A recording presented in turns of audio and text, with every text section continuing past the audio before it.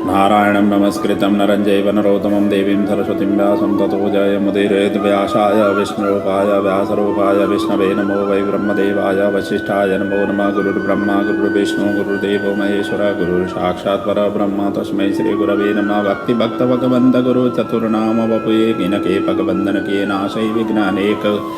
बोलिए श्री भागवत भगवान की जय। पुराण पुरुषोत्तम भगवान की जय। सद्गुरुदेव महाराज की जय। श्री व्यासी महाराज की जय।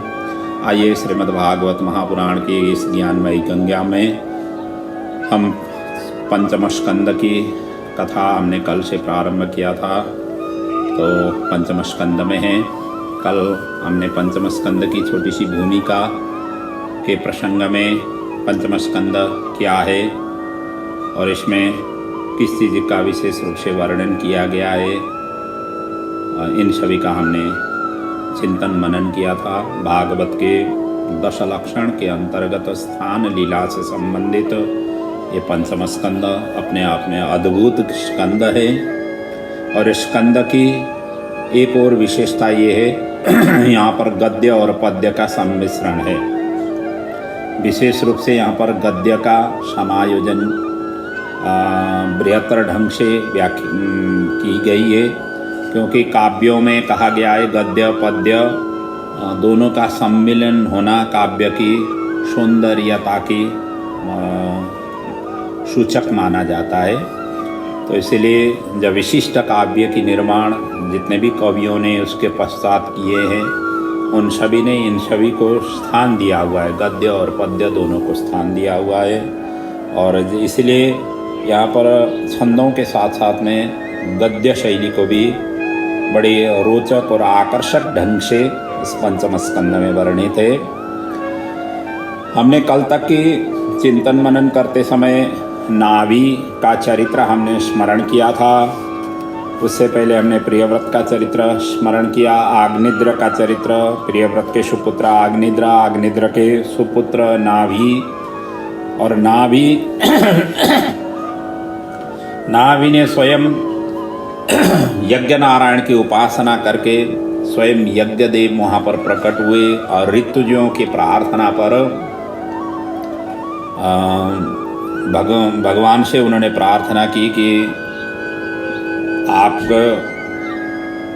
मतलब ना हमारे जो जजमान हैं नाभि जी हैं, आपके सदृश संतान की अभिलाषा से हमने ये यज्ञ किया हुआ है। तो भगवान ने उनको आशीर्वाद देते हुए कहा कि मेरा जैसा तो मैं ही हूँ, मैं ही आ जाऊँगा, कोई नहीं उनकी मनोकामना पूर्ण करूँगा, ये उन्होंने वचन दिया था। इसीलिए नाभि की पत्नी मेरु देवी के गर्भ से शुक्लया तनुबा बतारह ये ऋषभ देव, इनका प्राकट्य का हमने यहाँ तक की हमने प्रसंग की हमने कल मनन किया था, चिंतन किया था। आइए अब आज से ऋषभ देव की जो राज्य संचालन, राज्य का अभिवारा उन्होंने कैसे किया और उनके संतान के विषय में आगे एक वर्णन है। उन्होंने जो ज्ञान उपदेश दिया हुआ है और ये महान परमवंशी हुए, ज्ञान मार्ग के परम आचार्य हुए हैं। हमारे जैन संप्रदाय के प्रथम तीर्थंकर यही बने हैं। आज तक में 24 तीर्थंकर बन चुके हुए हैं। ये बड़ी अद्भुत और महान बड़ा बृहत्तम ये प्रसंग है। आइए भागवत ने कैसे इनकी वर्णन की हुई है, हम उन्हीं का ही चिंतन मनन करते हैं। सुखदेव जी यहाँ पर राजा परीक्षित को कथा श्रवण करा रहे हैं। सूत जी सौनकादि ऋषियों को यही कथा वर्णन कर रहे हैं। सुखदेव जी कहते हैं, हे राजन, अतः तमुपत्यै बाभिव्यञ्जमानः भगवत लक्षणं प्रकृतयः प्रजा ब्राह्मणं देवताः चावनितलः समवनायतात् यातितरां जगृदो। ऋषभ के अंगों में भगवान के दिव्य लक्षणों को देख करके ब्राह्मण देवता तथा प्रजा उन्हीं को राजा बनाना चाहती थी। और एक समय इंद्र ने वर्षा नहीं की तो योग बल से ऋषभ ने अजनाब में वर्षा कराई, क्योंकि भारतवर्ष पहले अजनाब वर्ष था। और पहले अजह ऋषभदेवः नाभिः तत्पितः ताभ्यं रक्षितत्वात् अणुवृद्धि अण में वृद्धि होने से अजनाभ ये रूप निसंपन्न हुआ। नाभि ने ऋषभ को अंततो गत्वा सभी का मनोकांक्षा सभी की इच्छा देखते हुए ऋषभ देव को राज्याभिषेक किया और उसके पश्चात राजा को ही ऋषभ देव को ही सारा राज्यभार सौंप करके बद्रिकाश्रम में तप करने के लिए चले गए। इधर ऋषभ देव ने गुरुकुल में विद्या अभ्यास किया और उसके पश्चात विद्या अर्जन करने के पश्चात ये गृहस्थी में प्रवेश किए। इंद्रपुत्री जयंती से इनका विवाह हुआ और इनके गर्भ से 100 पुत्रों का उत्पन्न हुआ, अर्थात ऋषभ देव के 100 सुपुत्र हुए और सबसे बड़ा पुत्र भरत, और जिनके नाम से आगे जा कर के यही अजनाभ वर्ष भारतवर्ष में विख्यात हुआ। ये भागवत कहती है।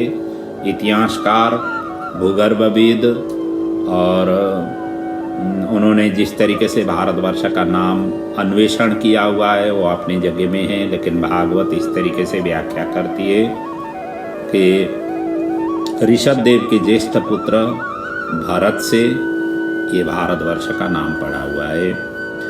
और यहाँ कहा है महायोगी भरतो ज्येष्ठः श्रेष्ठः गुण आसीद एनेदम वर्षम भारतम मितिम व्यपदिशन्ति।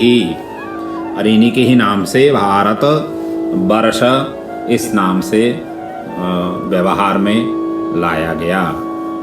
और इनके जो 9 पुत्र थे कुशावर्त आदि, इनका नाम था 100 पुत्रों में से। अब 100 पुत्रों में से कौन कौन से पुत्र क्या क्या हुए इनका यहाँ पर संक्षिप्त में वर्णन है कि 9 पुत्र जिनमें कुशावर्त, इलावर्त, ब्रह्मावर्त, मलय, केतु, भद्रसेन, इंद्र, स्पृक, विदर्भ, कीटक ये 9 खंड के अधिपति हुए।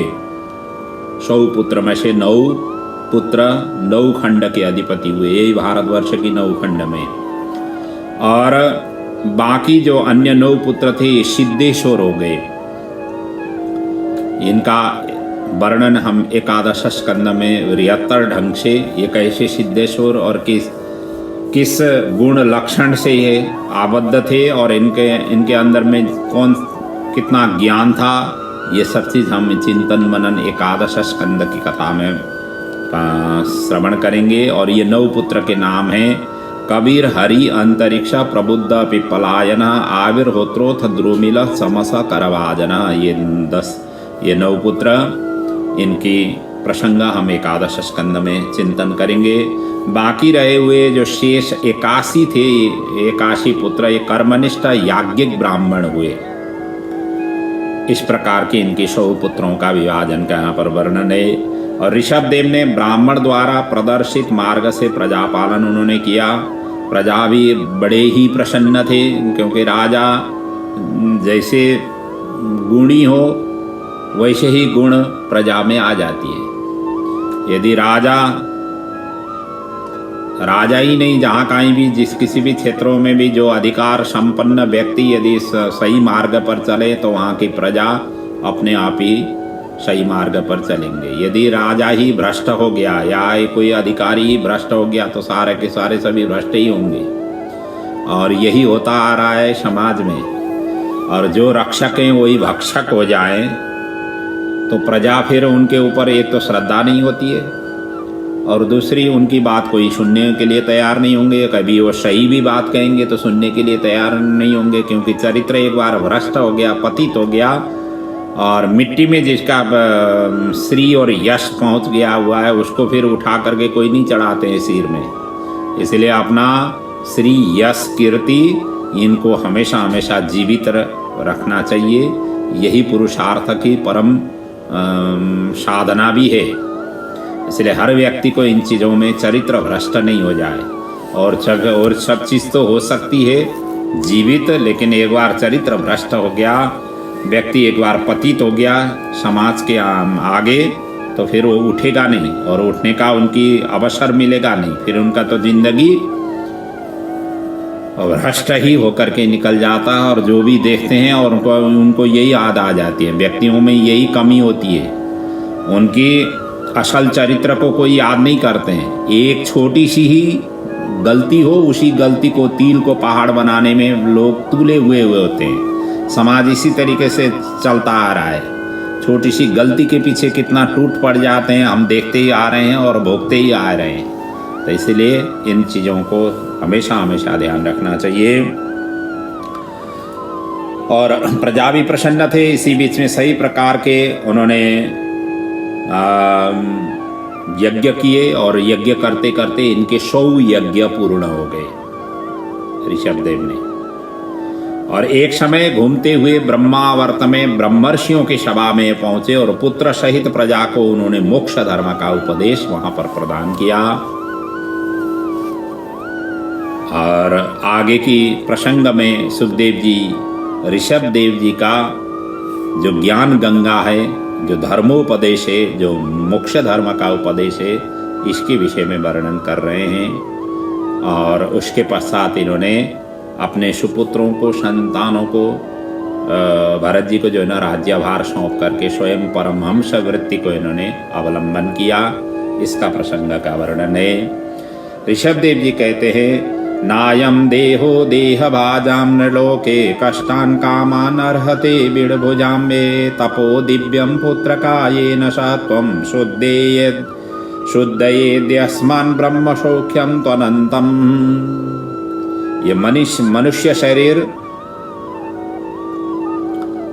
कैसा शरीर है, इसे विषय भोग के लिए नहीं है। मनुष्य शरीर, मनुष्य विषय भोग तो हर कोई व्यक्ति कर लेता है, और ये मनुष्य शरीर तो तप करने के लिए मिला हुआ है, अंतःकरण की शुद्धि करने के लिए मिला हुआ है, और तप और अंतःकरण की शुद्धि से ब्रह्मत्व प्राप्ति के लिए मिला हुआ है। और उसके लिए हमें लगना चाहिए और उस प्राप्ति की क्षेत्रों में हमें आगे बढ़ना चाहिए। इसीलिए हमें ये मनुष्य शरीर मिला हुआ है, क्योंकि मनुष्य ही ऐसा प्राणी है जो कल के लिए सोच सकता है। कल का भी वो सोच सकता है, कल के लिए भी सोच सकता है, और आज का तो है ही है। इसलिए भूत, वर्तमान और भविष्य, ये 3 त्रिकालज्ञ होता है मनुष्य। विवेकी है, सभी प्राणियों से सबसे ज़्यादा विवेकी, तीक्ष्ण बुद्धि वाला है तो मनुष्य ही है। इसलिए तो बड़े बड़े जीव जंतुओं को भी अपने बस में रख सकता है, अपने विवेक के बल से है। हालांकि उनके सामने ये मुकाबला नहीं कर सकते हैं। हाथी के आगे कौन सी मनुष्य जा करके मुकाबला करे? यदि आपस में युद्ध करें हाथी के साथ में, तो इनके पास में ट्रिक है। हम लोग ट्रिक लगाते हैं, हम लोग जो है ना ऐसी बुद्धि प्रयोग कर लेते हैं ताकि उनको बस में रखा जा सके। बड़े बड़े अजगरों को सब बस में रख सकते हैं, जलचर के बड़े बड़े प्राणियों को हम बस में रख सकते हैं, स्थलचर को, नभचर को, सभी का सभी हम बस में रख सकते हैं। ये सभी विवेक की ही बल से ही है, बाकी जो है ना शारीरिक बल से नहीं है। इसीलिए वो विशेष सुख तो हर कोई प्राणी भोगता ही है। हर कोई प्राणी के घर में बाल बच्चे पैदा होते ही हैं। हम जंगल में भी देखते हैं कितने भी जीव जंतु हैं, उनके भी बाल बच्चे, उनके भी परिवार है, घर गृहस्थी बढ़ता है, वो भी अपने घर गृहस्थी सानंद रूप से वहाँ पर जंगल में रह रहे हैं, जी रहे हैं। और इतना ही हमने सोच लिया कि यहीं तक के हमारा भी ये जीवन है, तो ये निरर्थक है, और ये जीवन ऐसे व्यक्ति को धिक्कार भी माना गया है। आहार अनिंद्रा भयमैथुनम च समान ये तत् पशुभिर नराणाम। ये तो सभी समान है, पशु और या नर में हो, दोनों में समान है। लेकिन विवेक है, ज्ञान है, बुद्धि है। इसी बुद्धि विवेक के कारण मनुष्य उन पशुओं से श्रेष्ठ है, ज्येष्ठ है, इसलिए कहा गया है। इसलिए यही उपदेश यहाँ पर ऋषभदेव जी सभी प्रजाओं को, ऋषियों को, सभी को ये उपदेश दे रहे हैं कि इस मनुष्य जीवन से कुछ करो। कीर्ति यस्य स जीवति, शास्त्र कहती है ऐसा काम करो जो काम से कीर्ति रहे, और जिसका कीर्ति इस संसार में रहता है वो आदमी ही जीवित रहता है।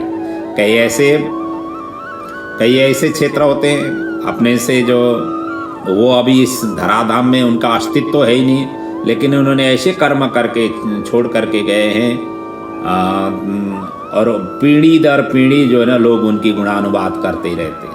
और हमारी भी ये जीवन की यही लक्ष्य होनी चाहिए, हम भी ऐसे सत्कार्य करके जाएं, चाहे अपने गांव में हो, चाहे अपने समाज में हो, चाहे अपने क्षेत्रों में हो, कहीं भी हो, किसी भी देश में हो, किसी भी भेष में हो, किसी भी परिवेश में हो, किसी भी क्षेत्रों में हो, लेकिन करें सही। लोग जो है ना अपने अपने क्षेत्रों से अपना अपना योगदान भरपूर रूप से करना चाहिए। कर्मण्येव अधिकारस्ते, भगवान ने ऐसे नहीं कहा हुआ है। कर्म करो, निष्क्रिय नहीं रहो। आपके पास है, अपने माता पिता ने कमाया हुआ धन दौलत छोड़ करके जा रहे हैं, उसमें कोई ऐतराज नहीं है, लेकिन अपनी तरफ से पौरख करो। कर्मयोगी व्यक्ति ही पूजनीय वंदनीय होती है, तो इसलिए कर्मयोगी बनो, कर्मनिष्ठ बनो। ये शिक्षा और प्रेरणा, क्योंकि भागवत स्वयं भगवान के भक्तों के चरित्रों का ये वर्णन है। भागवत अलग से कोई ऐसा वो नहीं है। यहाँ पर जितने भी भगवत चरित्र, भगवान के जो उपासक हुए हैं, उन्होंने किस तरीके से भगवान की आराधना की और जीवन में उन्होंने क्या क्या ज्ञान प्रदान किया, उन ज्ञान का समुच्चय सारा कुछ पैकेज ही भागवत है। इसलिए भागवत कोई अलग दूसरी नहीं है। यहाँ कथा कहानी तो है, लेकिन कथा कहानी के अंदर का जो सारांश है, अंदर का जो भाव है, उस भाव को हमें ग्रहण करना चाहिए। भावग्राही जनार्दना, जनार्दन का स्वरूप ये कहा हुआ है भावग्राही है। हमें भी भावग्राही बनना है। इन व्यक्तियों की जो चरित्र है, इन चरित्रों का श्रवण करके इनके चिंतन, इनके जीवन के चिंतन करते हुए हमें जीवन में उस प्रकार की भावों को लेकर के अपना उसको व्यवहार में उतारना है। कथा सुनने से ही कोई कल्याण होने वाला नहीं है। मंदिर में कितने कबूतर आ जाते हैं, दर्शन करने कितने यात्री आ जाते हैं। कई कबूतर तो जो है ना मंदिर में ही रहते हैं, लेकिन उनका कल्याण नहीं होता है। कई जीव जंतु गंगा जी में रहती है, उनका तो अब जीव जंतु जब गंगा जी में रहे उनका तो मुक्ति होनी चाहिए। नहीं, ऐसा नहीं है। लेकिन जब तक चिंतन मनन नहीं करेंगे तब तक उन जीवों का भी उद्धार नहीं होती है। इसलिए केवल ग्रंथ घर में रहने से पढ़ा नहीं जाता है, और पढ़े हुए ग्रंथों को यदि आपने अपनाया नहीं, उसको व्यवहार में उतारा नहीं, आपने चरित्र उस तरीके के किए नहीं, तो कोई भी आप बार बार भी भागवत सुनते रहो या कोई भी ग्रंथ सुनते रहो, जो मुक्ति देने वाले ग्रंथ हैं उन सभी को उठा करके पढ़ लो, आपके अंदर में ज्ञान होगा। लेकिन व्यवहार में आप जब तक नहीं उतरेंगे, वो ज्ञान से कुछ होने वाला नहीं है, कल्याण होने वाला नहीं है। इसलिए तप करके अंतःकरण की शुद्धि, तप करना, अंतःकरण की शुद्धि करना। तप का मतलब यही है कि आप जीवन में सच्चरित्रवान बनो। कल की प्रसंग में कितने सारा विस्तृत रूप से वर्णन आया हुआ है। घर ही तपोवन बन सकता है, और कोई तपोवन में जाने की जरूरत नहीं है। वासनाओं को धीरे धीरे करके निकालते जाओ। जितना वासना को आबद्ध करोगे, जितना लंगोटी लंबी करोगे, उतना अपने आप ही फंसते जाओगे। जितना अपने गला है उस हिसाब से हम जो है ना भोजन की ग्रास जो है ना हमें मुंह में डालनी चाहिए। हमारा गला इतना बड़ा नहीं है, और हम ज़्यादा जो है ना ग्रास डालेंगे तो हमारे से वो निगल नहीं पाएंगे, हम लोग अटक जाएगा। इसलिए उतना ही ग्रास डाले जितना हमारा गला की साइज है। इस तरीके से चलना चाहिए। संसार में महात्माओं का संग ये मोक्षों का द्वार है। महात्माओं का संग, साधु संतों का संग, ब्राह्मण सद्ज्ञानी गुणी ज्ञानी जनों का संग ये मोक्ष का द्वार है। और स्त्री लंपट से, विषयासक्त से ये नरक का द्वार खुल जाता है। चाबी अपने पास में। अब कौन सी द्वार की दरवाजा खटखटानी है, अपने आप ही निर्णय करना है। भगवान ने हमें छोड़ दिया हुआ है, छूट दिया हुआ है, हम स्वतंत्र हैं। हमें भगवान ने कहीं बांधा नहीं है, आप ये करोगे, ये करोगे, वो करोगे, इस तरीके से भगवान ने कहीं भी निर्देशन नहीं दिया हुआ है। उन्होंने ज्ञान दिया हुआ है, ये मोक्ष का द्वार है, ये नरक का द्वार है। क्यों, कौन से द्वार में आपको जाना है उसी हिसाब से आप आचरण करो। जीवन में जैसे आचरण करोगे वही दरवाजा खुलेगा आपके। इसलिए ये शिक्षा यहाँ पर दे रहे हैं। महात्मा वह है जो शांत, समदर्शी, क्रोध विहीन तथा परोपकारी हो। महात्मा में वो गुण होना चाहिए। और ईश्वर में जिनका प्रेम अटूट हो, ये महात्मा की लक्षण है।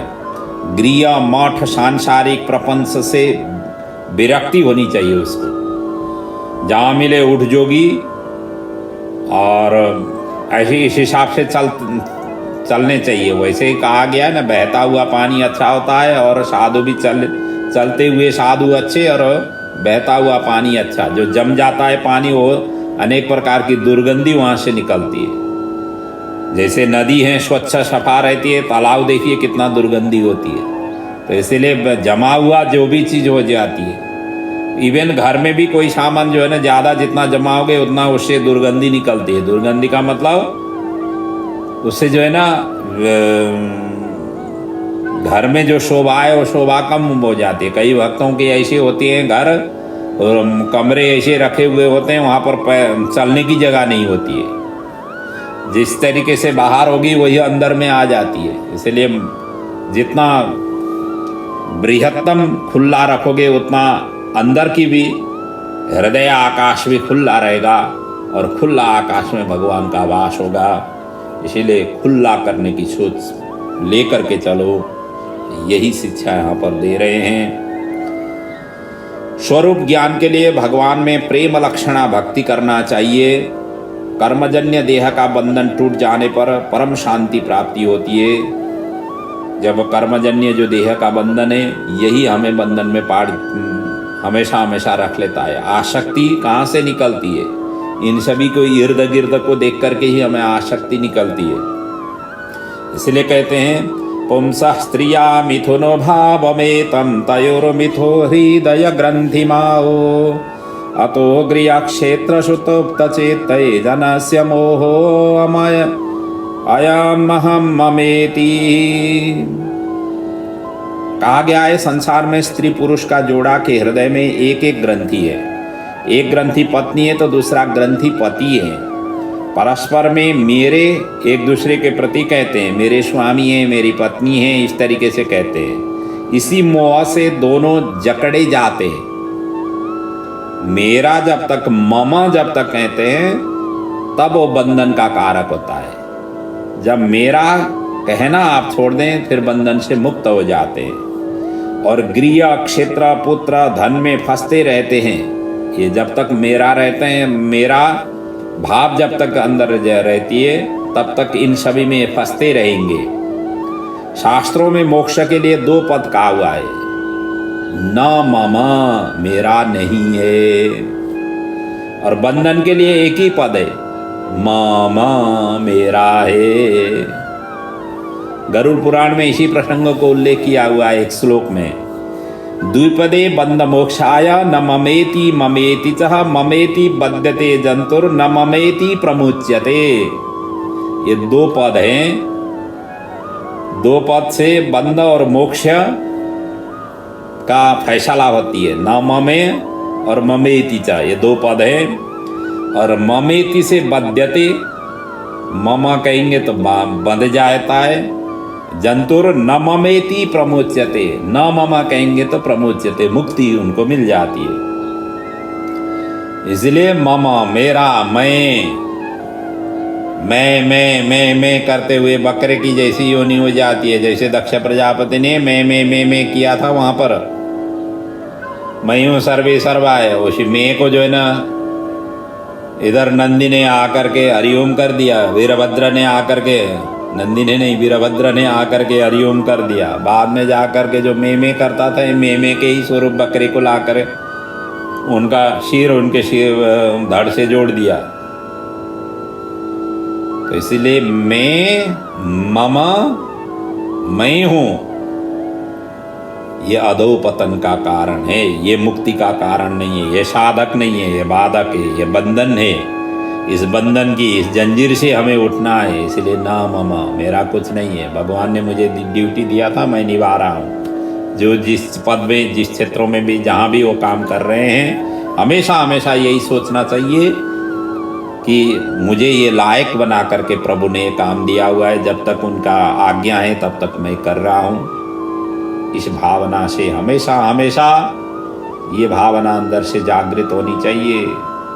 जागृत नहीं हो रही तो करिए, भागवत यही सिखा रही है।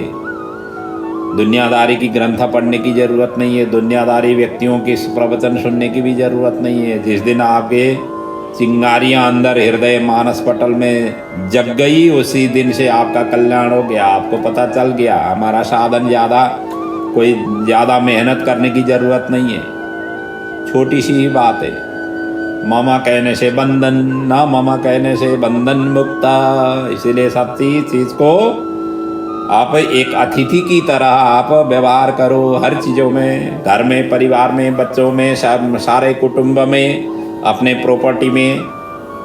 एक अतिथि के रूप में मैं तो यहाँ कुछ दिन के लिए मेहमान हूँ, इस भाव से आचरण करो, व्यवहार करो, तब जा कर के आप प्रभु के प्रति आपका पदार्पण होगा। मोक्ष के द्वार के नज़दीक तब जाएंगे। मिथुनी भाव से विरक्त होकर के अहंकार का त्याग करके जीवन मुक्त हो जाती है। इसलिए ईश्वर, गुरु, भगवत कथा में भक्ति, विश्वास, आत्मा परमात्मा का विचार, भगवान के नाम संकीर्तन आदि साधनों से शनै ही व्यक्ति विरक्त हो जाता है। विरक्त ऐसे आज के कल में ही नहीं होता है, रातों रात लंबे दाढ़ी नहीं होती है और एक ही रात में जो है ना काम बन जाए, ऐसा नहीं होता है। और न तो किसी के पास में होते, चाहे गुरु धारण करो कि चाहे नहीं करो, चाहे मठ मंदिरों में बड़े बड़े जा कर के यज्ञ अनुष्ठान ही करो या दान डोनेशन ही करो या जो कुछ भी करो, रातों रात लंबे दाढ़ी होने वाली नहीं है। लेकिन ये सब चीज साधना करते करते करते करते चरे वेती करते करते फिर जा कर के आप एक ऐसे बिंदु में पहुंचेंगे। धीरे धीरे धीरे संसार की आसक्ति, जितने आसक्ति रूपी जो बंधन है वो टूटते जाएंगे और एक दिन जाकर के सभी से अलग हो जाएंगे। जिस दिन अलग हो जाएंगे, मोक्ष का द्वार, परमार्थ का द्वार, भगवत प्राप्ति का द्वार आपकी पहली पदार्पण होगी। जब तक बंधन रहेगा तब तक आपसे साधना, ये सब चीज प्रभु की प्राप्ति में आप पहुंचे ही नहीं है। समाधि में भी यही होता है ना, जो ध्यान करते हैं ना, आप लोग जो है ना ध्यान करते ही होंगे। ध्यान करने आप बैठ जाते हैं, बैठते समय ध्यान तो होता नहीं होगा। और ध्यान क्यों नहीं होता है? क्योंकि हमारे अंदर में बंधन पड़ा हुआ है, हम बंधे हुए हैं। वो बंधन ही मानसिक रूप में रख करके यदि हम चिंतन करेंगे तो हमारे से ध्यान नहीं होगा। जैसे भगवान की माला फेरने लग जाते हैं, माला तो इधर से मुंह से मंत्र जाप हो सकती है, माला फेर सकते हैं अंगुली से, लेकिन चिंतन वो उस भगवान की नहीं होती है, संसार की होती है। अरे बच्चा को, उसको सुबह ही हमने स्कूल छोड़ा था, क्या हो गया पता नहीं, हमारे पतिदेव आए ही नहीं है, उनको जल्दी जाना था, मैंने नाश्ता पानी अब या जल्दी मैं भजन ख़त्म करूं, उनके लिए नाश्ता पानी तैयार करनी है, लंच तैयार करनी है, अमुक व्यक्ति आने वाले हैं, अमुक व्यक्ति जाने वाले हैं। ये सारा का सारा घर की, क्योंकि हम उसी में ही सने हुए हैं, उसी का ही चिंतन करते हुए झोली माला लेकर के बैठे हुए हैं। इवन साधु संतों में भी ये रहता है, जो विरक्ति है, अमुक शिष्य का फोन आ रहा है, अमुक शिष्य का फोन, घर में ये हो गया वो हो गया, ये प्रपंच में फंसे हुए होते हैं। इसलिए ऐसे प्रपंची व्यक्ति, खुद ही प्रपंच में फंसा हुआ व्यक्ति कहाँ से दूसरे को उद्धार कर पाए। सुखदेव जी बृहस्पति के पास में गए, व्यास जी ने सुखदेव जी को पहले बृहस्पति के पास में भेजा ब्रह्म विद्या ज्ञान करने के लिए। गए वहां पर, बड़ी उन्होंने आनंद से वहां पर जितने समय था उनसे ब्रह्म ज्ञान ले लिया। बाद में सुखदेव जी पढ़ करके आए व्यास जी के पास। व्यास जी ने पूछा, आपको ब्रह्म ज्ञान प्राप्ति हो गई? सुखदेव जी कहते हैं, वो खुद ही गृहस्थी से सने हुए, लहलहाती हुई और गृहस्थी के झंझटों में फंसे हुए हैं। जो व्यक्ति गृहस्थी में फंसा हुआ है वो ब्रह्म ज्ञान कहाँ से दे सके? मुझे कुछ उनसे सीखने को मिला नहीं। वो खुद ही आसक्ति में फंसे हुए हैं, खुद ही बंधन में फंसे हुए हैं, खुद ही जड़ ऐसे में फंसे हुए व्यक्ति कैसे दूसरे को उद्धार कर सके? जो पहले मुक्त हुआ वो व्यक्ति तभी जाकर के मुक्त करा सकता है। जो पहुंचा हुआ व्यक्ति है वही पहुंचा सकता है। जो पहुंचा ही नहीं है वो व्यक्ति पहुंचाएगा नहीं, वो भी जो है ना अपने खड्डे में डाल देगा, फिर आपको पहुंचाएगा नहीं। उसको उसकी सहारा पहले से ही छोड़ देना चाहिए। इसलिए कहते हैं ना, गुरु धारण करना चाहिए जान करके, और पानी जब पीना चाहिए छान करके। पानी पीजिए छान के, और गुरु गुरु का धारण करिए जान के, उनके जानबूझ करके ही गुरु के धारण करनी चाहिए। जिस किसी को गुरु, क्योंकि वो खुद ही गृहस्थी से सना हुआ वो व्यक्ति हो, खुद ही इस प्रकार की लहलहाती हुई वासनाओं से जो घेरा हुआ हो व्यक्ति हो, क्योंकि बृहस्पति के दुनिया भर हुए हैं। बृहस्पति के जीवन चक्र आप सुने, हमें उनके जीवन चक्रों से अनेक प्रकार की ज्ञानें हमें मिल जाती है। देवताओं के गुरु हैं, शिव पुराण में इनका बृहत्तर वर्णन है। शिव पुराण सुन लीजिए, क्योंकि सुनना चाहिए। ऐसे ऐसे ग्रंथों से सुनने से हमें पता चल जाता है। जिनको हम पूछते हैं, जिनको हम सम्मान दे देते हैं, जिनको हम उच्च पद में रखते हैं, वो कितने उच्च पद में पहुंचने का लायक है। फिर व्यास जी ने क्या किया? सुखदेव जी को जनक के पास भेजा। राजा थे जनक, जबकि वो तपस्या उन्होंने किया नहीं था। एक देश को संचालन कर रहे थे, मिथिला देश के वो राजा थे। और कई दिन लगा करके वहां बद्रिकाश्रम से मिथिला नगरी पहुंचे वो। इसका सारा वर्णन देवी भागवत में है। देवी भागवत उठा करके देखिए, वहां पर सारा का सारा वृत्तांत वर्णन किया गया है। तब जाकर के जब जनक के पास में पहुंचे, तब जाकर के सुखदेव जी को ज्ञान प्राप्त हुआ। आज राजा वहां पर ज्ञान दे रहे हैं। एक गृहस्थी, एक परिवार, एक सारा राजा के पास में कितने सारे समस्याएं हो जाती है। सारा देश को संचालन करना होता है। ऐसे व्यक्ति ने, ऐसे ब्रह्मज्ञानी, स्वयं ब्रह्मज्ञानी थे सुखदेव जी, उनको ब्रह्म ज्ञान का भी ज्ञान प्रदान किया। इसलिए यहां पर कहा गया है, भक्ति मार्ग में जाने के लिए, ज्ञान साधना और भगवत प्राप्ति के लिए ऐसे व्यक्ति का अनुसरण करते हुए आगे बढ़ना चाहिए। काम्य कर्म से मन हटाकर निष्काम कर्म करना चाहिए, क्रोध नहीं करना चाहिए। जन्म मृत्यु रूपी चक्र से नहीं बचा पाते, मुक्ति दे नहीं पाते, तो ऐसे व्यक्ति भले ही वो गुरु हो, माता हो, पिता हो, सहोदर हो, पति हो, देवता हो, ये सभी के सभी त्यागने योग्य है और त्यागे हुए हैं। उनका उदाहरण भी यहाँ पर मैं वर्णन कर रहा हूँ। किसने पिता को त्यागा, किसने पिता को त्यागा, किसने गुरु को त्यागा, किसने माता को त्यागा, किसने पति देवता को त्यागा। ये सभी के सभी त्याग योग्य है। जो जन्म मृत्यु रूपी चक्र से नहीं बचा सके, मुक्ति दे नहीं सके और इस मार्ग में जो ले जा नहीं सके, वो सभी के सभी त्याग योग्य है। इसीलिए कहा गया है, गुरु न स्या स्वजनो न स्या पिता न स्या जननीं न स्यात् दैवं न तत् स्यान्न पतिश्च स्या नमोच्चयेद्य समुपेत मृत्युम। जिन्होंने जन्म मृत्यु के चक्र से जिन्होंने सचेत नहीं कराया, उससे आपको जागृत नहीं कराया, ये सभी के सभी त्याग योग्य है। और किस ने त्यागा, यहां बता रहा हूं। बलि ने अपने गुरु शुक्राचार्य को त्याग दिया। शुक्राचार्य ने मना किया था, दैत्यव के गुरु शुक्राचार्य, उन्होंने मना किया था। किसके लिए? वामन भगवान जब आए थे, उनको 3 पग मांगा, उन्होंने देखा है तो मायावी शक्ति है, ये तो कोई ऐसी वो नहीं है, ये तो परम मायावी शक्ति लग रहे हैं और इनको संकल्प जो आपने किया हुआ है, आप धर्म संकट में पड़ जाएंगे, इसलिए आप छोड़ दो इनको। संकल्प जो भी किया हुआ है और इनके कहा हुआ बात नहीं मानो। तो इधर बलि ने कहा कि अब मैंने संकल्प कर चुका हुआ हूँ, अर्थात मैंने मानसिक रूप से देने के निर्णय किया हुआ हूँ 3 पग के लिए, मैं दे करके ही रहूँगा। आएगा कथा आगे प्रसंग में, इनकी चरित्र बड़ी बृहत ढंग से आएगा, बड़ा आनंद आएगा उस समय।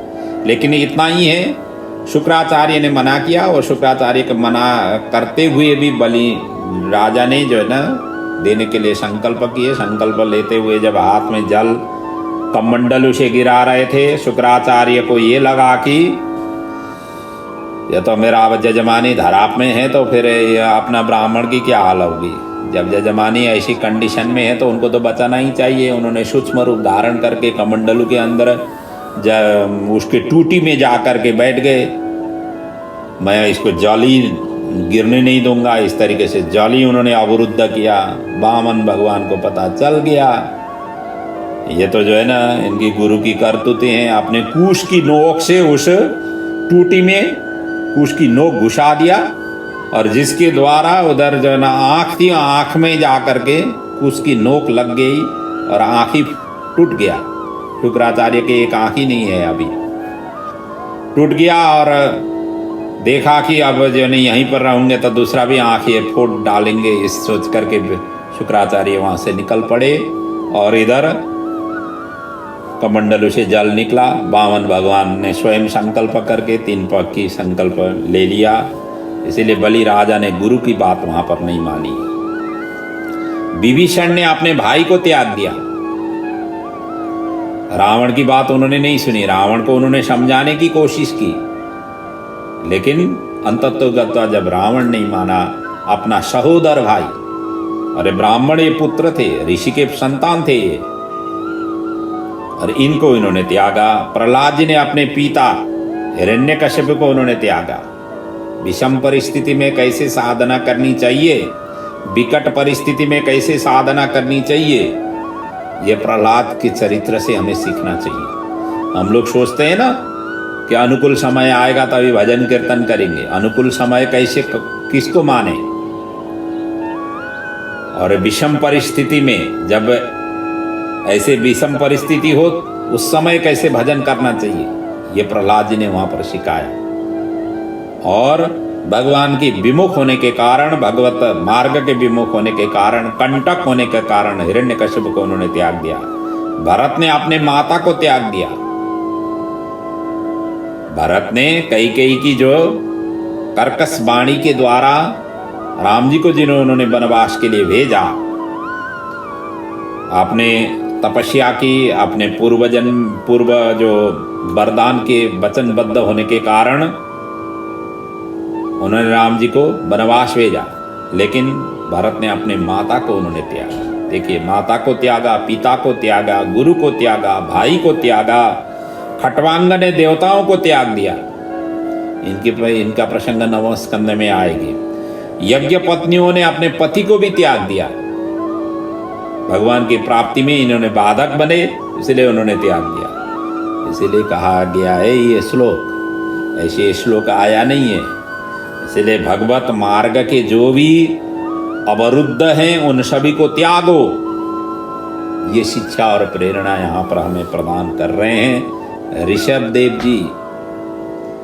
भगवत विमुख कराने वाले कोई भी आए मार्ग में, सभी को त्यागो और निकलते ही चलो।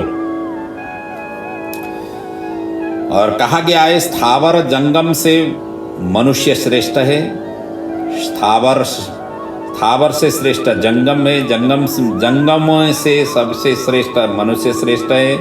मनुष्यों में ब्राह्मण श्रेष्ठ है। इन्हें ब्राह्मण हमेशा पूजनीय वंदनीय रहते हैं। भगवान भी ब्राह्मण के प्रिय हैं। और इंद्रियों के मुख्य फल भगवान की आराधना है। आराधना बिना प्राणी कालपास से मुक्ति नहीं मिलती है। और इसलिए कहा गया है कृतं तपासन विमुक्तुमीसेत। और इसके बाद ऋषभ देव ने अंततो गत्वा भरत को उन्होंने राज्य दिया, राज्याभिषेक किया और स्वयं अवधूत परमहंस वृत्ति धारण करके उन्मत्त मूक और जड़ के समान सर्वत्र वो विचरण करने लगे।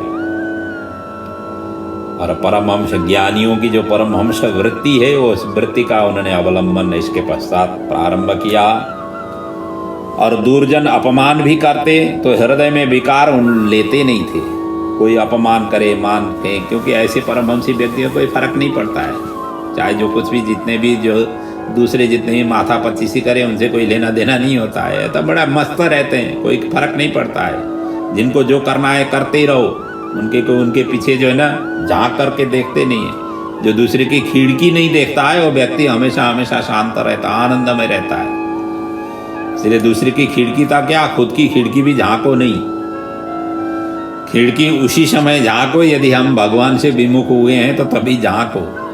जब भगवान के पथ में एक बार ट्रैक में आ गया, ट्रेन चलता रहेगा, फिर कोई फर्क नहीं पड़ेगा। चाहे ट्रेन के ट्रैक में बड़े से बड़े कोई अजिंगर आए कि कोई जीव जंतु आए कि कोई आए, वो ट्रेन तो चलती रहेगी चलती रहेगी, से कोई फर्क नहीं पड़ता है। ऐसे ही है, एक बार भगवत के भगवान की जो है ना ट्रैक में आप आ गए तो फिर कोई फर्क नहीं पड़ेगा। तो इसीलिए वो हृदय में कोई विकार नहीं लेते थे। फिर अजगर व्रत धारण करके पृथ्वी में लेटे ही लेटे खाने पीने लग गए। अजगर क्या होता है, एक जगह बैठ करके जो भी मिले उसी को ही भक्षण करते हुए वहीं पर मलमूत्र का त्याग करता है, उसी हिसाब से अजगर रहता है, क्योंकि इनकी भारी शरीर होती है, इधर उधर जा नहीं सकता है। और इसी अजगर वृत्ति को इन्होंने धारण किया और पृथ्वी में लेटे लेटे ही मलमूत्र ये त्याग करने लगे। उसी के ऊपर ये सो जाते थे, परंतु इनका मलमूत्र का जो सुगंध था वो 10 योजन दूर तक ये सुगंध फैलता था, क्योंकि ये परमहंसी थे। ये परमहंसी के शरीर से जो भी विकार निकलती है, हमारी जैसे ये दुर्गंधी युक्त विकार नहीं होती थी। एक क्षण तक आ करते थे, हमारा जो शरीर है ये कफ पित्त मरुद विकार का ये शरीर है, क्योंकि 4 प्रकार की बताई गई ये बीमार की सूक्ष्म स्वरूप। और ये कफ और पित्त मरुद और विकार, इन सभी को निकालने का ये फैक्ट्री है। ये बिना किसी की कच्चे पदार्थ जो भी हम भोजन आदि करते हैं, ये फैक्ट्री के रूप से निकलता है। ये दुर्गंध का भंडार है। इसको ज़्यादा सेवा नहीं करो, जैसा है उसको ऊपर छोड़ दो। और कई ऐसे होते हैं जो उम्र से जो है ना, मतलब चतुर्थ अवस्था में पहुंचे हुए हैं, संन्यास ग्रहण करना चाहिए, और फिर भी जो है ना बाल में काले रंग के रंग लगाते हुए चलते हुए मिलते हैं। जब प्रकृति ने ऐसा दिया हुआ है, जब जो कोई भी पौधा लग गया उसके बाद में फल निकलता है, फल निकलने के बाद में वो पक जाता है, और पका हुआ फल तो गिरेगा ही पौधा से, और रहेगा नहीं। और ऐसा ही है, जो हमारा बाल पकने का अर्थ होता है हम भी पक गए, अब एक दिन जा करके गिरना है। अब इसको फिर जो है ना काला करेंगे, गोरा करेंगे, अनेक प्रकार की रंग बिरंगे करें, कोई फर्क नहीं पड़ने वाला है। गिरने तो गिरने के अब नज़दीक है, उसके लिए तैयारी करो। गिरते समय हम अच्छी जगह पर गिरे, अच्छी जगह हमारा गिरना भी फिर पुनरपि जन्म की स्थिति में नहीं हो। इस तरह के लिए सचेत होना चाहिए। लेकिन दुर्भाग्य ये है कि हम अजर और हमारी सोच करके उस तरीके से व्यवहार करते हैं। दांत निकल जाते हैं, दूसरे दांत डाल देते हैं, कान नहीं सुना जाता है, मशीन आदि डाल करके कान सुनने का बना लेते हैं। आँख तो वैसे भी कमज़ोर होती है, टीबी कैंसर का रोग है, और टीवी देख देख करके आधा तो जो है ना टीवी ने ही खा लेता है आँख की जो रोशनी है। इसलिए ऐसे डिवाइसेस वगैरह उतना ही प्रयोग में ले आना चाहिए जितना इनसे ज़रूरत होती है। बाकी इन चीज़ों को पीछे नहीं पड़ना चाहिए। बच्चों को भी ये संस्कार देना चाहिए, क्योंकि उनके दिमाग सारा का सारा ये टीवी खींच करके रख लेता है, खोखला बना देता है। व्यक्ति जब खोखला होता है कुछ कर नहीं सकता है। आज वही तो स्थिति हो गया। पहले के ज़माने में मैथमेटिक्स का हिसाब करना होता था, मतलब प्लस और माइनस या गुणांक निकालना होता था। एक अंगुलियों को ऐसे चलाते चलाते सब बच्चे जो है ना कितने 20-25 की पहाड़ा ऐसे ही बताते थे। आजकल बच्चों को कहो 2 × 2 कितना होता है, वो कैलकुलेट दबाता है, क्योंकि उनके दिमाग से जितने भी जो पावर थी वो पावर सब खींच करके खा लिया हुआ है ये सभी डिवाइसेस से। इसलिए जितना डिवाइसेस से दूर रहोगे उतना आपका दिमाग चलेगा, जितना डिवाइसेस से नज़दीक रहोगे उतना दिमाग आपका डल होता जाएगा, निष्क्रिय होता जाएगा। इसलिए यहाँ पर इस प्रकार से बताते हुए अनेक प्रकार की सिद्धियाँ इनके सामने आकर के खड़ी होती थी। ऋषभदेव के सामने खेचरतो मनोज वित्तो अंतर ध्यान परकाया प्रवेश, ये सामने आए, आप ये ले लो, मैं ये शक्ति दे देता हूँ, वो शक्ति दे देता हूँ। परंतु ऋषभदेव जी ने सभी को प्रणाम करके विदा किया। परमहंस वृत्ति का उच्चतम बिंदु लोगों को उनको शिक्षा प्रदान करनी थी, इसलिए उन्होंने इन सभी चीज़ों को उन्होंने प्रणाम किया, उन सभी को ग्रहण नहीं किया। आगे जा कर के ऋषभ देव जी का तिरोधान का प्रसंग है, उनकी इस दिव्य विग्रह की कैसे तिरोधान हुई। राजा परीक्षित ने पूछा, ऋषभ देव ने अणिमादि सिद्धियों को क्यों नहीं स्वीकार किया? तो सुखदेव जी कहते हैं, आपने ये ठीक कहा, परंतु योगी जन कपटी मन का विश्वास नहीं करते। मन को विश्वास पर सौभरी की तपस्या करने से सौभरी की तपस्या भंग हुआ। इसका भी प्रसंग 9वें स्कंद में है। सौभरी ऋषि का इन्होंने अपने इंद्रियों को वश में करके जल के अंदर जाकर के इन्होंने तपस्या की, और तपस्या करते करते उनको क्या हो गया, मछलियों का गृहस्थी जीवन उन्होंने देखा। जल के अंदर तो मछली ही मिलते हैं, उनका गृहस्थी जीवन देख करके उनको भी लगा कि मैं भी गृहस्थी जीवन में प्रवेश हो जाऊं, इसी से ही कल्याण होगा। जल से बाहर आए, राजा के पास में गए, मुझे बिटिया दे दो, और विवश होकर के राजा ने दे दिया इनको बिटिया। बाद में जा करके इनके गृहस्थी बड़ी लंबी चौड़ी हुई।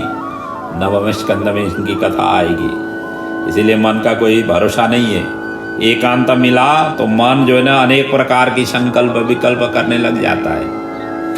उस समय यदि काम वासना से आक्रांत हुआ व्यक्ति फिर देखता नहीं है क्या ठीक है क्या गलत है। कालिदास जी ने अपने शाकुंतल महाकाव्य में लिखा हुआ है, कामार्ता ही प्रकृति पुरुषा, कुछ ऐसा श्लोक है, कामार्ता ही प्रकृति पुरुष के चेतनाश्चेतनेषु। उन समय कामी व्यक्ति को चेतन या अचेतन उनको मालूम नहीं होता है, वो टूट पड़ जाता है। तो ये होती है। इसलिए तो ये सारा कुछ गलत कार्य क्या होते हैं, ये काम की प्रचुरता जब आविर्भाव हो जाती है, लोभ की जब प्रचुरता आविर्भाव जब हो जाती है, क्रोध की जब प्रचुरता जब आविर्भाव हो जाती है, तब जाकर के ऐसे समाज से बहिष्कृत करने वाले कर्म हो जाती है। इसलिए इनको हमेशा हमेशा सचेत रहना चाहिए। तो इसलिए उन्होंने ऋषभदेव ने भी इन्होंने ग्रहण नहीं की। यदि उनका ऐसा ही सभी जो सिद्धियां उन्होंने अपनाया हुआ होता, शायद फिर उसी, क्योंकि जो ज्ञान विद्या जो सीखा हुआ है विद्या को तो फिर प्रयोग करने लग जाते। और होता भी यही है, हम इसीलिए तो पढ़ते हैं, उसका जो है ना काम आ जाए। हम अमुक शिक्षा क्यों ले लेते हैं, कल जा कर के हमारी जो जीवन चलाने के लिए, ये जीविकोपार्जन के लिए साधना बने। इसीलिए तो हम इस पढ़ते हैं, करते हैं, ज्ञान ले लेते हैं, बड़े इतना सारा खर्च कर करके। पहले के तो हालांकि पहले के ज़माने में खर्च नहीं करनी पड़ती थी, गुरु के आश्रम में जा कर के ज्ञान प्राप्ति हो जाती थी। आजकल तो पहले तो फ़ी देना पड़ता है, फ़ी दे करके आप ज्ञान ले सकते हो। खरीदी बिक्री जिस दिन से विद्या की हो गई तब से विद्या गया भाड़ में। विद्या की महत्व फिर रहा नहीं गया। कीन बेच की जब सौदा हो जाती है विद्या के बीच में, फिर जो है ना उनका उन्नति कहाँ से होगी। जब उसने ज्ञान ही खरीद करके लिया हुआ है तो संसार उसने फिर पर कल्याण के लिए वो ज्ञान कहाँ से कर पाएगा। वो देखेगा कि मैंने डॉक्टर बनते समय इतना पैसा खर्च किया हुआ हूँ, वो कहाँ से लोगों का सेवा करेगा, पहले ही फीस रखेगा। और धन्य यही है कि जो संस्कृत पढ़ने वाले हैं ज़्यादातर गुरु आश्रम में रह करके ऐसे आश्रित होकर के वो अध्ययन करते हैं, इसीलिए ज्ञान की प्रचार प्रसार करने, निःशुल्क प्रचार करते हुए निकलते हैं। और कई ऐसे कथावाचक तो सुनने में भी आया हुआ है कि उनकी अमुक फीस तय होती है। और यदि ऐसे धर्म ग्रंथों को ऐसे कुछ रुपये पैसे में रख करके सौदा करते हुए यदि कथा बाच रहे हैं, तो ऐसे जो कथावाचक हैं उनका जीवन को धिक्कार कहना चाहिए। शास्त्र ऐसी आज्ञा नहीं देती है, कहीं भी कोई भी ग्रंथों में, हमारे धर्म शास्त्रों में अमुक कार्य के लिए अमुक पैसा ले लो फिर करो, ऐसा कहीं भी लिखा नहीं है। इसलिए तो ब्राह्मण आप सभी के सान्निध्य में कुछ मांगते नहीं है। आपके घर में पूजा पाठ हो जाए, अपनी इच्छा से आप दे देते हो, दान पुण्य अपनी इच्छा से दे देते हो, लेकिन देते समय इतना ध्यान रखना चाहिए उसकी भी गृहस्थी है, उनकी भी परिवार है, उनको भी फकड़ नहीं है। और जब बुलाया हुआ है तो उनको संतुष्टि करके भेजना चाहिए। ये अपने अपने नहीं मांगने का मतलब ये नहीं है कि उनको, वो कहते हैं ना, दिन भर जो है ना उनसे मंत्र पढ़ाओ या पाठ कराओ या कुछ करो और अंतिम में जा करके उनकी कुछ हो ही नहीं, उस हिसाब से दान दक्षिणा करो। ये भी आपकी दिल से देना चाहिए, करना चाहिए। जैसे आपने व्यवहार में करते समय जैसे करते हैं उसी हिसाब से करना चाहिए। लेकिन कई लोग जो है ना उस हिसाब से सौदा करते हैं, क्योंकि उनके जीवन में ऐसे सौदा करने की आदत पड़ी हुई है। पढ़ाई करते से ही सौदा करने का शुरू हुआ, और ऐसे व्यक्ति हर क्षेत्रों में सौदा ही तो करता रहेगा। कहाँ किसकी मूल्य है वो कहाँ से पता चल जाएगा। ब्राह्मण नहीं हुआ तो मंत्र उच्चारण नहीं होगा, मंत्र उच्चारण नहीं होगा तो आपका कल्याण नहीं होगा। यदि हिंदू धर्म के बागडोर लेकर के आपको आगे बढ़ना हो तो मंत्रोच्चारण करने वाले ब्राह्मणों की उत्पादन करना चाहिए। ऐसे क्षेत्रों को आपको सेवा करनी चाहिए। यहाँ मठ मंदिर बने हुए, भीख मांगना पड़ता है मठ मंदिर जिन्होंने खड़ा किया हुआ है। ऐसी स्थिति नहीं आनी चाहिए। समाज स्वयं अपने जागृत होकर के आना चाहिए, आगे आना चाहिए, ऐसी चीजों में अपना कंट्रीब्यूशन करना चाहिए। कहते हैं 5 से 10% अपना जो भी कमाया हुआ धन दौलत है ऐसे सत्कार्यों में, भगवान के कार्यों में लगाओ, ताकि आने वाले पीढ़ी जो है ना उसमें सुरक्षित रहे और उन पीढ़ियों में भी ये प्रेरणा मिले। और आपने इन आर्ष ग्रंथों की, धार्मिक ग्रंथों की अन्वेषण, इसकी विस्तार व्याख्या और आज के समय सापेक्ष कराने की, इस तरीके के अन्वेषण करने वाले साधक लोगों के प्रति अपना, उनकी जीविकोपार्जन का ठेका अपनी तरफ से समाज जो है ना उसकी ठेका देनी चाहिए, ताकि वो इन सभी में साधना कर सके। होता क्या है कि आज आकर के संस्कृत पढ़ना एक कर्मकांड के ही क्षेत्रों में ही सीमित हो गया। इस तरीके की दृष्टि और नजर से आपको ऊपर उठना चाहिए।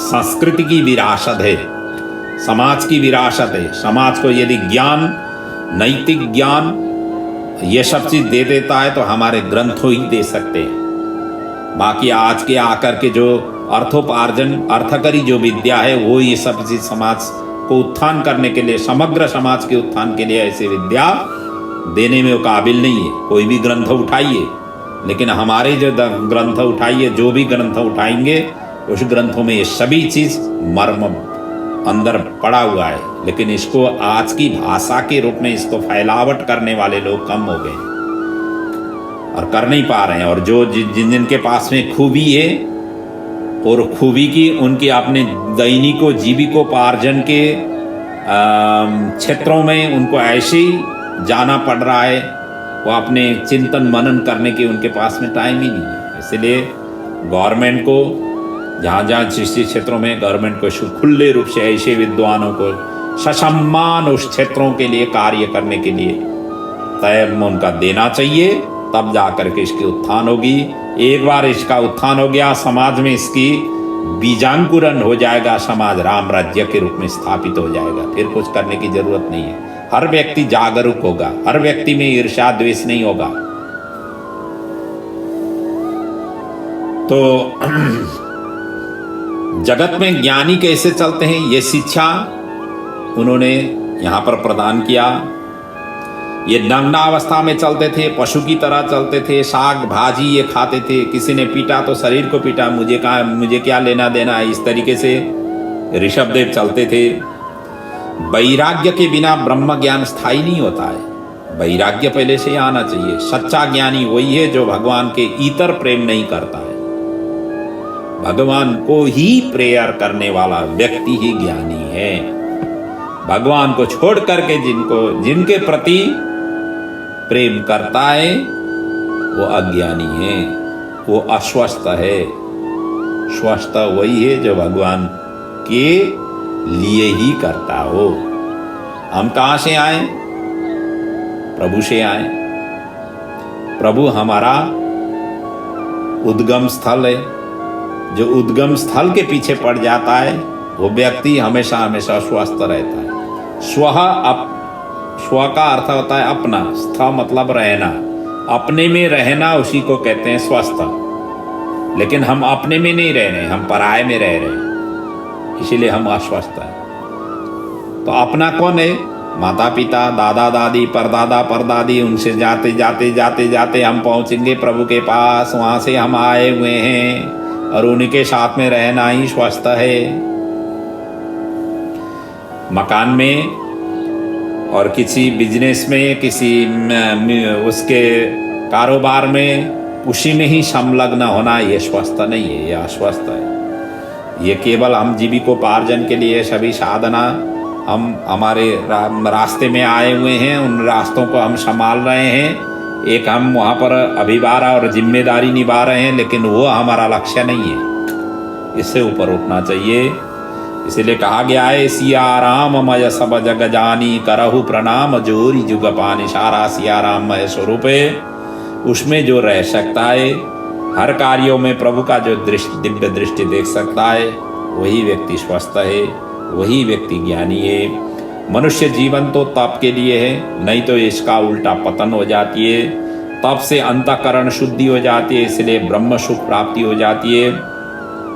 योग वासिष्ठ रामायण में ज्ञान के 7 लक्षण बताए गए हैं। ज्ञान कैसे होना चाहिए? एक तो शुभेच्छा है। शुभेच्छा मतलब सुष्ठु इच्छा शुभेच्छा, अर्थात आत्मा विचार करना, आत्मा साक्षात्कार करना और इसके प्रति जो इच्छा जागृत होना है, ये शुभेच्छा है। दूसरा सुविचारणा है, मोक्ष परक शास्त्र का बारंबार चिंतन करना, ये सुविचारणा है। तनु मानसा, ये समाधि में बुद्धि को तनु सूक्ष्मत्व प्राप्त करना, ये तनु मानुषा है। सत्वापत्ति निर्विकल्प समाधि रूप ब्रह्मविद बनना, ये सत्वापत्ति है। असम शक्ति ही, ये ब्रह्मात्मा भाव का साक्षात्कार और चमत्कृत करना, ये असंप्रति है। पदार्थ भाविनी, पदार्थों का दृढ़ अप्रतीति करना, ये पदार्थ भाविनी है। और तुर्यगा, 3 ही अवस्था से मुक्त, ये त्रिगुणातीत, ये 7 ये बताए गए हैं। और यौवन में वैराग्य आया तो क्या है कि इसी योनियों में मुक्ति होगी। लेकिन वृद्धावस्था में वैराग्य आया तो क्या होगा? अगले जन्म ठीक रहेगा, ये जन्म तो निकल गया है। इसी प्रकार स्वच्छंद भ्रमण करते ऋषभदेव कर्नाटक में पहुंचे। एवं मुक्ता लिंगस्य भगवतः ऋषभस्य संक्रमणः दक्षिणः कर्नाटकान् देशान् यदृक्षायोपगतः। और अब कुछ भी नहीं खाना, यही सोच करके मुख में उन्होंने पत्थर रखे। दैव योग से अस्माक वृत्ति कहते हैं इसको। और ये विदुर जी ने भी यही किया था। जब गांधारी आदि को लेकर के गए ना युद्ध के पश्चात, जब युधिष्ठिर का राज्याभिषेक हुआ, इसके बाद अस्मक वृत्ति उन्होंने धारण किया था। जब ये मिलने के लिए वहां पर पहुंचे थे, मुंह में ये रख करके उन्होंने ये वृत्ति धारण की थी। इन्होंने भी यही पत्थर रखा, अस्माक वृत्ति रखा। दैव योग से वन में आग लगी और जंगल राख हुआ और ऋषभदेव तिरोहित हुए। वहीं पर वो जले नहीं, वो अंतर ध्यान हो गए। ये तो दैव योग से आग इसीलिए लग गया था क्योंकि दावानल तो होती रहती है, बड़वानल और दावानल ये दोनों ही होती है। भगवान श्री कृष्ण ने दावानल पान किया हुआ है, दशम स्कंद की कथा में आएगी वहां पर। और जब दावानल हुआ तो वो तिरोधान हो गए। और ऋषभदेव की शरीर जलने में अग्नि के कोई सामर्थ्य नहीं है, उनको जलाने में कोई सामर्थ्य उसके पास नहीं था। इसलिए कहा गया है अग्न्यः भीर नः अन्यते मुनयोर योगमयम बपुः। अग्नि के द्वारा उनका वध होने संभव नहीं था। और ऋषभ देव का अवतार राजसी प्राणियों की मोक्ष मार्ग प्रदर्शन के लिए था, न कि कुत्सित मार्ग प्रचारक के हो। और भारत खंड के विषय में तो इतना तक महर्षि लोग ऐसा कहते हैं। और यहाँ पर उत्पन्न होने के लिए तो हर कोई व्यक्ति चाहता है, केवल व्यक्ति ही नहीं, देवता लोग भी चाहते हैं भारत भूमि में हमारा जन्म हो। इसलिए कहा गया है अहो भुवः सप्त समुद्रवत्या दीपेषु वर्षेष्वधिपुण्यमेतत् गायन्ति यत्रात्य जना मुरारे कर्माणि भद्राण्यवतारयं वदन्ति। अहो भुवः सप्त समुद्रवत्या 7 समुद्रों से घिरा हुआ इस भारत भूमि में, मतलब इस द्वीप में सबसे अच्छा जो भूमि है भारत भूमि है, जहाँ पर भगवान की निरंतर चिंतन मनन होती है। इस सप्तवती दीपवती पृथ्वी के भारतवर्ष पुण्यप्रद है, जहाँ पर भगवान के अवतार संबंधी मंगलमय चरित्रों का ज्ञान करते हैं। ऋषभ देव की ये दिव्य चरित्र सुनने से, श्रवण करने से, चिंतन मनन करने से दोनों का ही कल्याण होता है, और शाश्वत में दोनों ही लोक की, यह और परलोक दोनों का ही कल्याण हो जाता है। इस प्रकार के वर्णन करते हुए ऋषभ देव की चरित्र को यहाँ पर सुखदेव जी ने प्रणाम किया हुआ है। हम भी इस प्रसंग को यहाँ पर प्रणाम करें। और अंतिम में कहा गया है, ऋषभ देव का मंगलमय चरित्र समाप्त होते समय एक श्लोकों से सुखदेव जी कह रहे हैं, नित्यानुभूत निजलाभ निवृत तृष्णा श्रेयस्तदत् रचनया चिरसुप्त बुद्धे लोकस्य यः करुणया उभयात्मलोक आख्यान नमो भगवते ऋषभाय तस्मै। जो नित्य अनुभूत अपने स्वरूपानंद में जिनकी तृष्णा निवृत्ति थी, अज्ञान निद्रा में सुप्त संसारी प्राणियों के उद्धारार्थ आत्मा तत्व का उपदेश जिन्होंने दिया, उन भगवान ऋषभदेव को सिर झुका करके हम प्रणाम करते हैं। ऐसे भाव व्यक्त करते हुए सुखदेव जी ने ऋषभदेव जी का चिंतन करते हुए ये प्रसंग को यहाँ पर पूर्ण किया हुआ है। प्रभु से यही प्रार्थना है, हम भी आज के प्रसंगों को यहाँ पर विराम ले रहे हैं। आपके जीवन में खूब तरक्की, उन्नति, प्रगति हो। हर क्षण हर पल भगवान की सुमिरन करने का सुयोग्य अवसर प्राप्त हो। खूब भजन भक्ति करते हुए जीवन सानंदमय व्यतीत करें। इस महामारी के इस प्रकोप में भगवान हम सभी को शक्ति दें, हिम्मत दें, बल दें, ऐश्वर्य प्रदान करें। आने वाली पीढ़ी और जो बीते हुए पीढ़ी सभी का कल्याण इस भागवत ग्रंथ, भागवत के श्रवण से प्राप्त हो। यही प्रभु के चरणों में बार बार वंदन के सहित मैं अपनी वाणी को यहाँ पर आप सभी से विदा ले रहा हूँ। ओम पूर्णमदः पूर्णमिदं पूर्णात् पूर्णमुदच्यते पूर्णस्य पूर्णमादाय पूर्णमेवावशिष्यते। ओम सर्ववै पूर्णगुं नमः। बोलिए श्री भागवत भगवान की जय। पुराण पुरुषोत्तम भगवान की जय। सद्गुरुदेव महाराज की जय।